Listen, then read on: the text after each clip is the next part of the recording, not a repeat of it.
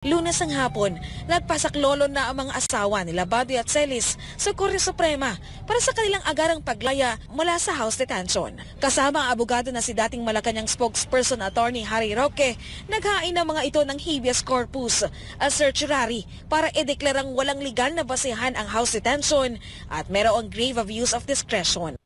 Naniniwala naman ng mga petitioner na agad na aaksyonan ng Korte Suprema ang kanilang apila. Gusto ng mga asawa nila Buddy at Celis na makasama mga ito bago ang Pasko. Sa kanilang petisyon, gusto nilang makalabas ng house detention ang dalawa bago o sa December 15. Na nag-file kami, naglagay po sila ng rush na annotation.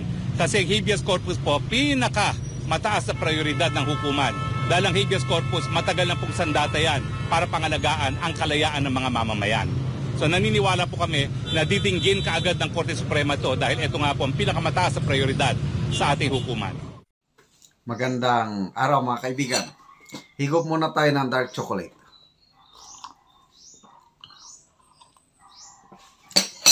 So, dito lang po kayo mag-order. Ang dark chocolate na ito, natikman na ni Fair Lady Maharlika. Ito yung ininom nila nung Christmas party with Attorney Glenn. Okay. So, narinig natin. Magandang balita. Sana makalabas na si Doc Badoy at Calorin on or before December 15. Ano ba ngayon? December 12. So, 3 days to go. Ano sa palagay nyo?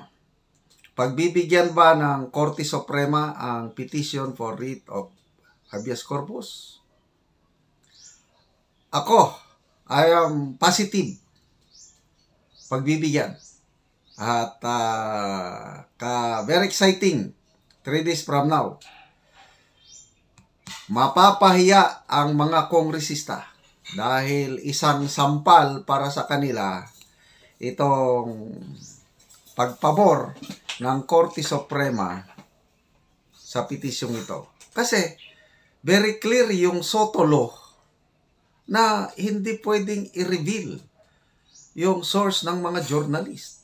1950s pa yan eh. 1956 ata, meron ng batas na ganyan. Hindi pa ako pinanganak. I don't know sinong mas marami sa atin hindi pa naipanganak. Meron ng ganyang batas na nagbibigay protection sa mga sources ng mga journalist. Parang na-improve lang panahon itong atin Soto Law, na-improve lang, na-update.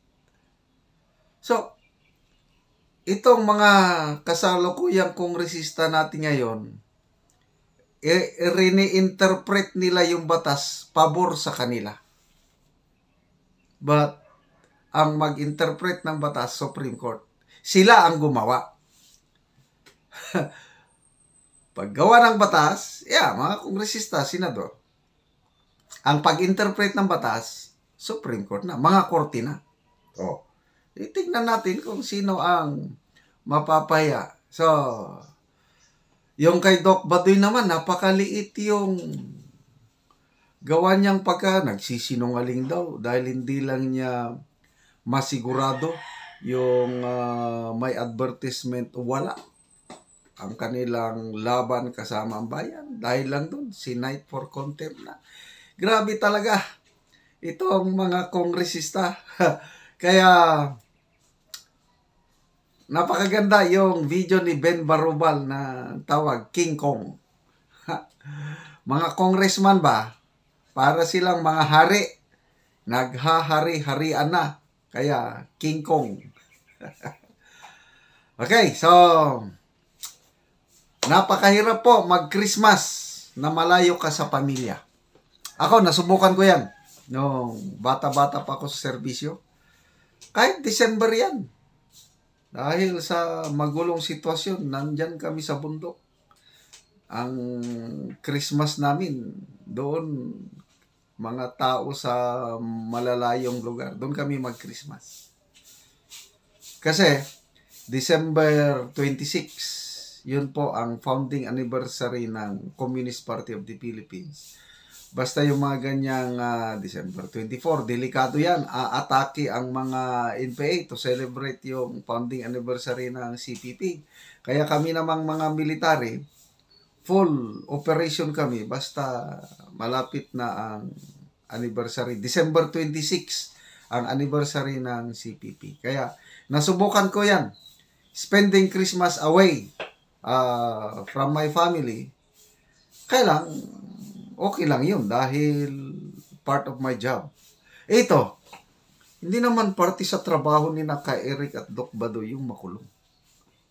Tuloy, isa sila sa mga bagong bayani ng bayan. Dahil, una, yung pakikipaglaban nila versus CPP, NPA, NDF, kahanga-hanga yun. Dead man and woman walking itong si Doc Badoy and Ka Eric. Konting paglingat lang, seguridad, pwedeng itumba sila ng mga NPA. So, sa kanilang pagtulong sa ating bansa, ito pa ang kanilang napala. Ang nakulong. So, salamat SMNI, Attorney Roque, at na-file na, gumugulong na ang proseso.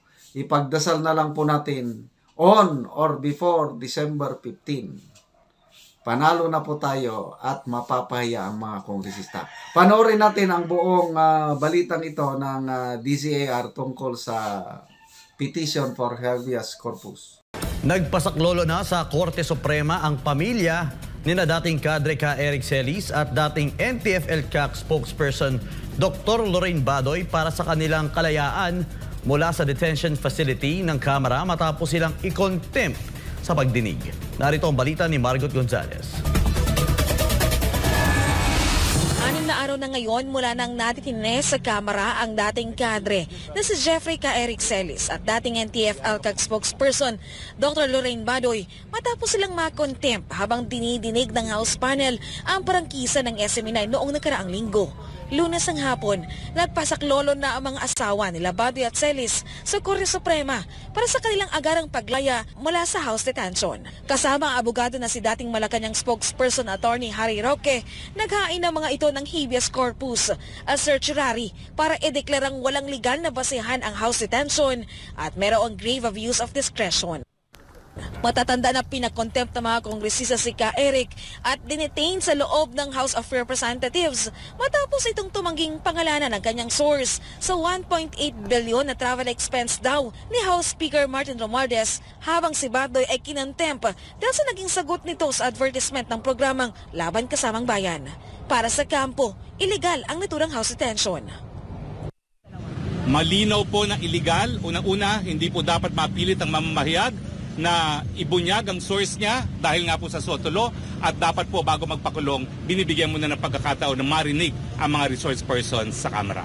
Tunay pong makapangyarihan ng Kongreso, tunay po na meron silang kapangyarihan magpa-aresto na wala pong indefinite period of time.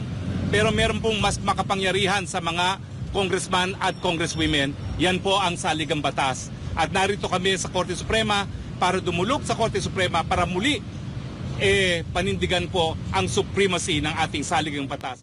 20 years kaming nasa kilusan. Buong buhay namin for 20 years nasa kalye. Nagmamarcha at nagsumisigaw na ibagsak ang gobyernong ito. Ngayong sinusunog yung mga FPJ ng mga presidente. Nagbalik loob kami sa gobyerno ni Ka Eric dahil alam namin na mali yung ginagawa namin lumalaban sa gobyerno. Ngayon, nagtatanong lang si Ka Eric, hindi nga kami naikulong nung nagmamarcha kami. Ngayon, nagtatanong lang siya, kulong agad. Saan ang justice nun? Sana mapakinggan kaming wala silang ginawang masama as far as yung ating batas is concerned. Naniniwala naman ng mga petitioner na agad na aaksyonan ng Korte Suprema ang kanilang apila. Gusto ng mga asawa nila Badoy at Celis na makasama mga ito bago ang Pasko. Sa kanilang petisyon, gusto nilang makalabas ng House detention ang dalawa bago o sa December 15. Na nag-file kami, naglagay po sila ng rush na annotation. Kasi habeas corpus po, mataas na prioridad ng hukuman. Dahil ang habeas corpus, matagal na pong sandata yan para pangalagaan ang kalayaan ng mga mamamayan. So naniniwala po kami na didinggin kaagad ng Korte Suprema to dahil ito nga po ang pinakamataas na prioridad sa ating hukuman. In the spirit of Christmas, na siguro in God's will, masusolusyonan agad ito. Gusto niyo po makasama sa Pasko? Siyempre, ang ina ni Ka Eric ay noon tang Martes hanggang ngayon na umiiyak umagat hanggang gabi. Kaya ang labang ito ay hindi lang para kay Eric, para rin sa buong pamilya namin. Pamilya, kailangan makasama namin yung aming asawa. Sana mapakinggan kami ng Supreme Court na medyo agabyado sila sa nangyari sa kanila. So hopefully they will rule in our favor. Samantala, binaliwala naman ng asawa ni Celis ang mga kritisismo sa ginagawang hunger strike ng kanyang asawa habang nakakulong sa pasilidad ng Kamara. Matatandang nag-hunger strike si Celis at si Badoy bilang pagprotesta sa ginawang pagpapadetine sa kanila ng House panel. Wala po akong masabi. Wala. Karapatan nilang magsabi na kung ano-ano. Para sa akin po, hindi natin ma-appreciate ng tao. Kung magbabash sila, so be it. Para sa Diyos at Pilipinas kong mahal, Margaret Gonzalez, SB9 News.